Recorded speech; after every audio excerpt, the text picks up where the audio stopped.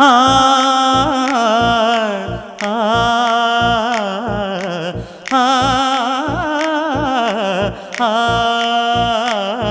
తన ఎదపై రతనల్లా నిన్ను నిలిపే మొగుడొస్తాడు, నీ బగలే నగలంటూ గారాలే కురిపిస్తాడు.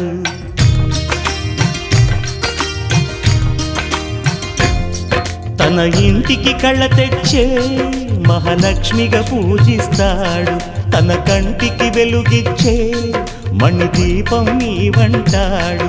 ఈ పుత్తడి బొమ్మ మెత్తని పాదం మోపిన ప్రతి చోట నిధి